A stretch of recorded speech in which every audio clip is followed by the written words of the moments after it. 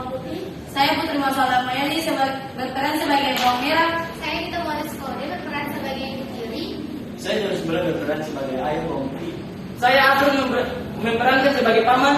Dan saya Ija Safabela sebagai ibu bawang putih dan nenek. Kami dari Tombol 4 akan menampilkan pertunjukan drama yang berjudul Bawang Merah Bawang Putih. Selamat menyaksikan.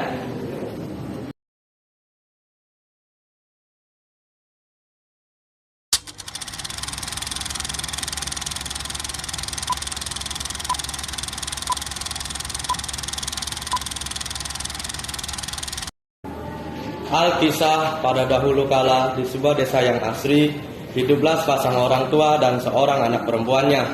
Anak perempuan itu bernama Bawang Putih. Meskipun dia tidak memiliki paras yang cantik, namun Bawang Putih memiliki hati dan sikap yang sangat baik. Bawang Putih lahir dari keluarga yang bahagia. Ayahnya adalah seorang konglomerat yang kaya raya.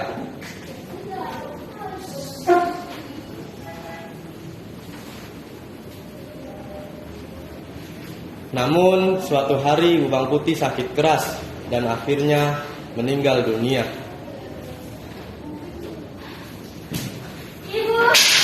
Ibu. Bawang Putih pun berduka, begitu pula ayahnya. Ayah, apa yang terjadi dengan ibu? Tapi, ayah, kenapa ibu pergi melalui depan? Kamu adalah punya ayah yang akan selalu menjaga kamu. Tapi dengan cepatnya, aku selalu menjaga dan selalu terjadi. Di desa yang asri itu pula tinggallah seorang janda dengan anak gadisnya bernama Bawang Merah. Sejak ibu Bawang Putih meninggal dunia, ibu Bawang Merah pun sering berkunjung ke rumah Bawang Putih. Bawang putih. Ya ibu, ada apa? Bawang putih dan sedikit makanan sih ibu bawakan untukku dan ayahku ya. Waduh, repot-repot bu. Terima kasih banyak ya bu. Iya, sama-sama. Jangan sungkan-sungkan ya kalau butuh bantuan sama ibu ya. Sudah, ibu pamit pulang dulu. Oh ya benar ibu. Terima kasih ya bu. Maaf sudah melakukan ibu. Salam buat Bawang Merah ya bu. Iya, sama-sama mas. Nanti saya sampaikan semuanya. Karena merasa Bawang Putih butuh peran seorang ibu, sang ayah pun berpikir bahwa mungkin lebih baik jika ia menikah dengan ibu Bawang Merah. Dengan berbagai pertimbangan dan mendapatkan persetujuan dari Bawang Putih, sang ayah pun menikah dengan ibu Bawang Merah. Ayah, apa yang ayah pikirkan? Tidak apa-apa ya. Bawang Putih. Saya menikah dengan Bawang Merah. Bawang Putih. Kamu sudah lebih percaya dengan keputusan ayah. Kamu cuma akan memahami saja. Lagipula ibu Bawang Merah juga sangat baik kepadamu. Begitu menerima persetujuan dari sang anak, ayah Bawang Putih pun mendatangi ibu Bawang Merah dan menyatakan maksud untuk melamarnya. Akhirnya mereka pun menikah. Hingga pada suatu hari, sang ayah harus berpergian keluar kota dan pergi meninggalkan rumah selama beberapa hari.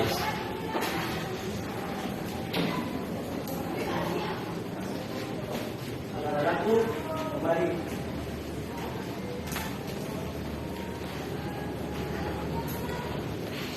Anak-anak, ayah sudah pergian ke luar kota karena ada urusan penting. Ayah minta izin dan doanya ya, bu anak-anak. Iya, mas. Hati-hati. Ya, ya. Kehidupan Bawang Putih pun sontak berubah, seolah bertolak belakang dengan sifat ketika sang ayah ada di rumah. Ibu tiri dan Bawang Merah selalu bersikap pilih kasih dan lebih menyayangi Bawang Merah. Hei Putih, jangan bermas-masan saja. Sana beres-beres rumah. Baiklah ibu, akan saya laksanakan. Putih jangan lupa juga kau mencuci bajuku dan membereskan barang-barangku hari ini juga. Baiklah kak, akan saya kerjakan. Pada suatu hari, sang ayah pun mengalami sakit keras hingga akhirnya meninggal dunia. Bawang Putih pun menjadi seorang yatim piatu. Semenjak sang ayah sudah tiada, sang ibu tiri dan Bawang Merah semakin bertindak keterlaluan terhadap Bawang Putih. Kamu tuh harus bangun pagi-pagi. Jangan lupa menyiapkan makanan dan beres-beres rumah. Paham kamu? Ya ibu, saya mengetahui ya. Akan saya lakukan. Meskipun selalu diperlakukan seenaknya, Bawang Putih tidak pernah membenci ibu dan saudara tirinya. Dia selalu bersikap baik dan mematuhi segala perintah mereka. Hingga suatu saat, Bawang Putih menghadapi masalah besar karena menghanyutkan salah satu baju milik ibu tirinya ketika sedang mencuci pakaian di pinggir sungai. Bawang putih pun menyusuri setiap sisi sungai untuk menemukan keberadaan baju ibu tirinya itu. Ia sangat takut jika ia tidak menemukannya. Ibu tirinya pasti akan sangat marah. Namun, bawang putih berhasil menemukan baju sang ibu. Dengan putus asa, ia pun kembali ke rumah dan menceritakan kejadian tersebut kepada ibunya. Dengan putus asa, ia pun kembali ke rumah dan menceritakan kejadian tersebut kepada ibunya. Bu, baru baju putih karena baju ibu ada di sungai dan baju putih sedang berfungsinya. Apa? Dasar ceroboh! Ibu tidak mau tahu bahwa kamu harus mencari baju itu. Keluar kamu dari rumah ini! Dengan bersedih, Bawang Putih pun terpaksa menuruti perintah ibu tirinya. Dia kembali menyusuri sungai tempat ia mencuci tadi. Matahari pun mulai meninggi, namun Bawang Putih tak kunjung menemukan baju milik sang ibu. Dia pun memasang matanya dengan teliti, memperiksanya setiap jalur akar pohon yang menjorok ke sungai dan berharap menemukan baju sang ibu tersangkut di sana. Namun, pencarian Bawang Putih tersebut pun belum berhasil. Setelah matahari sudah mulai terbenam, ia melihat seorang bapak yang pulang dari kebun. Permisi, Paman. Ya nak, ada yang bisa paman bantu? Paman, apakah Paman melihat baju berwarna merah yang ada di dalam sini? Baju ibu saya terbawa arus. Saya harus menemukannya dan membawanya pulang. Oh, baju berwarna merah ya nak? Ya nak, tadi paman ada lihat. Coba kamu telusuri sungai ini hingga menemukan sebuah gubuk. Di sana ada teroknya nih. Pasti baju kamu telah sampai di ujung sungai. Di mana gubuk itu berdiri? Mungkin sungai telah menemukan baju yang tadi nak. Baiklah, terima kasih, Paman.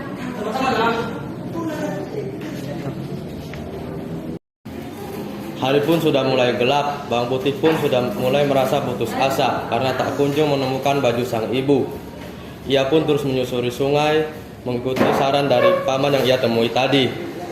Hingga akhirnya, ia melihat cahaya lampu yang berasal dari sebuah gubuk di dekat tepian ujung sungai. Bawang Putih pun segera menghampiri gubuk itu dan mengetuknya.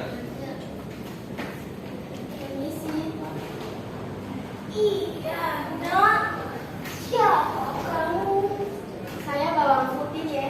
Saya datang kemari ingin menanyakan apakah ini melihat baju berwarna merah yang ada di sungai? Baju berwarna merah ya, nak? Iya, aku tadi melihatnya tersangkut di depan rumahku. Sayang, padahal aku sangat menyukai baju itu. Tapi baiklah, aku akan mengembalikannya kepadamu dengan syarat kau harus menginap selama beberapa hari di sini. Bagaimana? Baiklah, Dek. Saya akan menginap dan menemani Dek selama beberapa hari di sini. Asalkan Dek tidak usah saya dengan saya.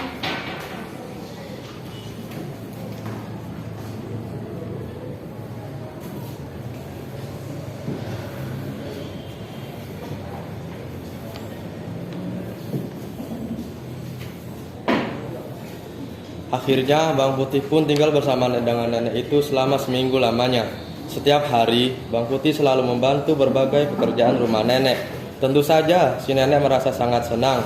Hingga akhirnya sudah genap seminggu, dan sang nenek pun memanggil Bawang Putih. Nak, ya Nek, kini sudah genap seminggu kamu tinggal di sini. Dan sesuai janjiku, kau boleh membawa pulang bajumu. Dan satu lagi, kau boleh memilih salah satu lampu kuning ini. Tidak usah repot-repot, Nek. Ayolah, Putih, tidak apa-apa. Ya sudah, Nek. Putih memilih yang kecil saja ya. Mengapa kau memilih yang kecil, Nak? Tidak apa-apa. Saya takut tidak kuat jika membawa yang besar.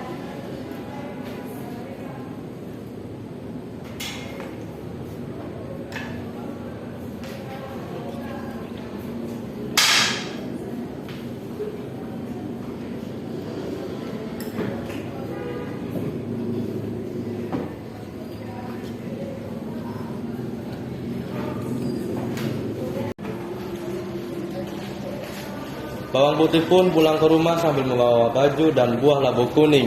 Sesampainya di rumah, Bawang Putih langsung menyerahkan baju merah milik ibu tirinya. Ibu, maaf saya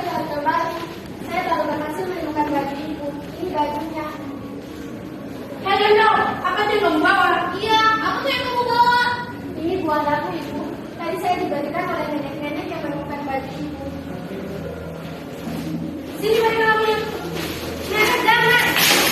Wah! Dari mana kamu mendapatkan bola Mbak Devi? Aku mendapatkan bola itu Dari mana Budi? ketika aku mencari baju ibu di sungai. Hari sudah gelap, sehingga aku harus menginap di rumah milik seorang nenek. Lalu nenek itu memintaku untuk menemani selama seminggu. Setelah genap seminggu, aku diberikannya ini. Ya sudah, sana keluar.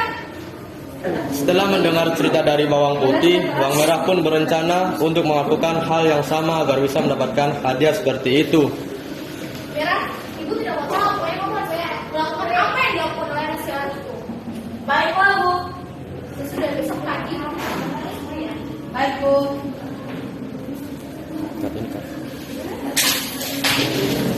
Keesokan harinya, bawang merah pun menghanyutkan bajunya ke sungai.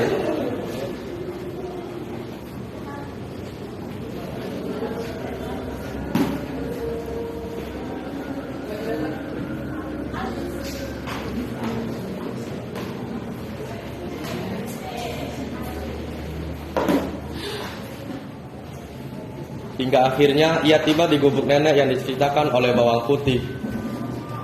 Di mana ya Bu?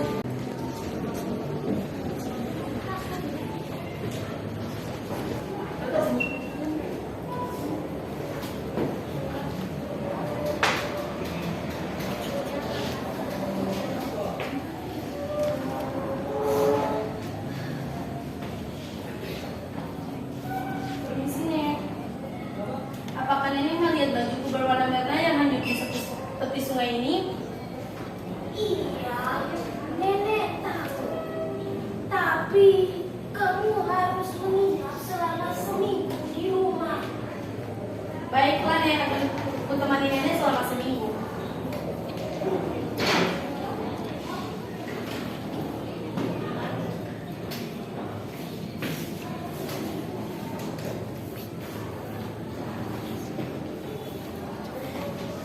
Selama seminggu bawang merah menginap di rumah sang nenek hanya dengan bermalas-malasan.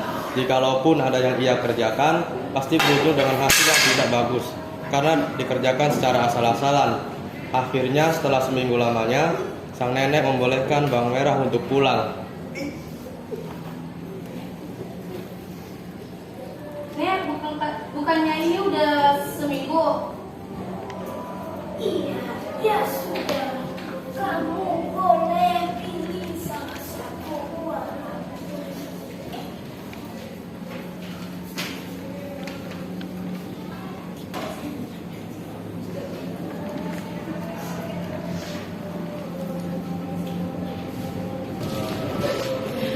Sesampainya di rumah, bawang merah segera menemui ibunya dengan gembira memperlihatkan labu yang dibawanya. Karena takut bawang putih meminta bagian, Kamu sudah mendapatkan bola baju itu? Ya, mereka menyuruh bawang putih untuk pergi ke sungai selagi mereka membuka labu tersebut. Sekarang pergi ke sungai, cuci baju yang kotor. Baiklah ibu. Setelah bawang putih pergi, mereka membelah labu tersebut. Namun ternyata bola labu tersebut tidak menyimpan emas, namun puluhan ular berbisa. Binatang tersebut pun langsung menyerang bawang merah dan ibunya hingga keduanya tewas.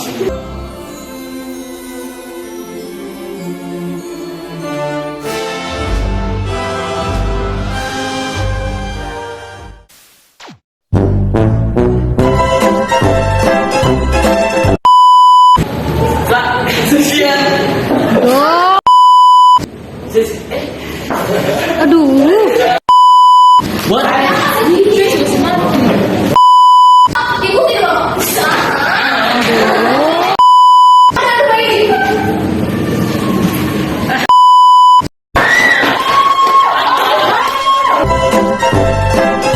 Pesan moral yang bisa dipetik dari cerita bawang merah dan bawang putih adalah jangan jadi orang jahat dan serakah karena akan mendapatkan ganjaran yang setimpal. Sekian pertunjukan drama dari kubu kami. Terima kasih. Wassalamualaikum.